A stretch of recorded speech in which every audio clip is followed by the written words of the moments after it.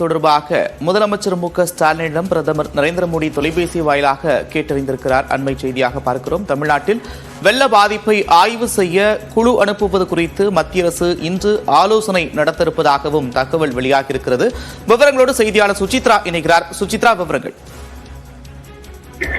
அந்த வெள்ளத்தால் பாதிக்கப்பட்ட பகுதிகளில் சேதத்தை மதிப்பீடு செய்ய தமிழ்நாடு மற்றும் புதுச்சேரிக்கு விரைவில் மத்திய குழுக்கள் செல்ல உள்ளது. இது குறித்த ஒரு ஆலோசனையை மத்திய உள்துறை அமைச்சகம் என்பது இன்று நடத்த உள்ளது. மத்திய உள்துறை அமைச்சர் அமித்ஷா தலைமையில் இந்த ஆலோசனை என்பது இன்று நடத்தப்பட்டு மொத்தம் 3 முதல் 4 குழுக்கள் தமிழ்நாடு மற்றும் புதுச்சேரிக்கு அனுப்பப்படுவதற்கான வாய்ப்புகள் உள்ளது. பாதுகாப்புத்துறை, உள்துறை, வேளாண் துறை, வருவாய்த்துறை மற்றும் பேரிடர் மீட்பு ஆணையத்தினுடைய அதிகாரிகள் அடங்கிய குழுக்களை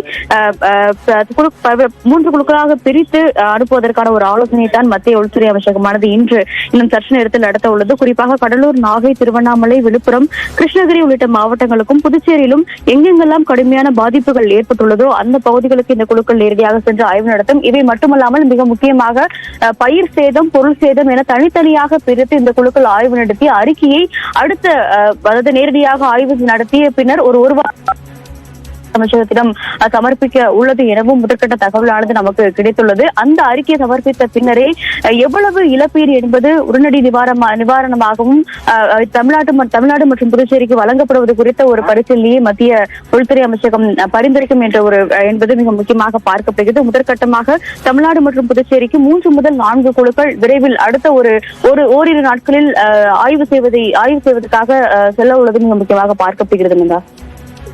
நன்றி சுசித்ரா, விரிவான விவரங்களுக்கு.